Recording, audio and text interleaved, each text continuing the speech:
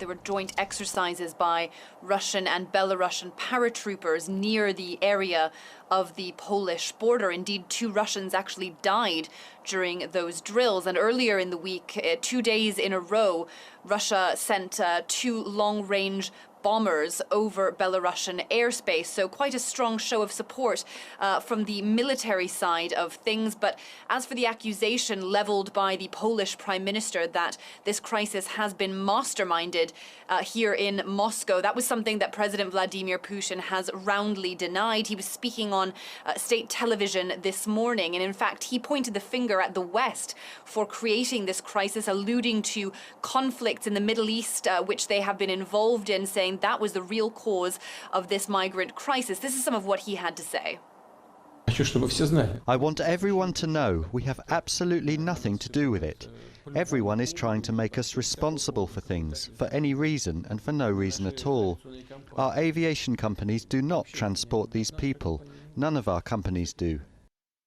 So although President Vladimir Putin saying that he does back Belarus in this crisis and has been defending Belarus, he did certainly distance himself from the threat that was made by Belarusian President Alexander Lukashenko that if there are sanctions, additional sanctions leveled at Belarus, that he might cut off energy supplies from Russia to Europe. The Kremlin says that's certainly something that it doesn't agree with, and it's not going to happen.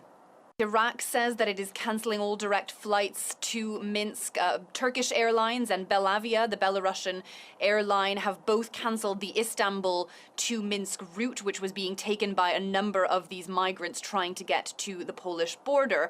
And Belarus also says that it has turned back some 2,000 migrants and has cut off some of the firms that were helping facilitate their movements into Belarus and towards the EU. Now, that claim by Belarus is difficult to verify, but if all of these things are happening, then it's certainly likely that the flow of migrants is likely to slow in the coming days, but that hasn't yet happened, and there are still many people moving towards the border, where there are currently around 2,000 people stranded, trying to get into the EU, but also not able to go back into Minsk.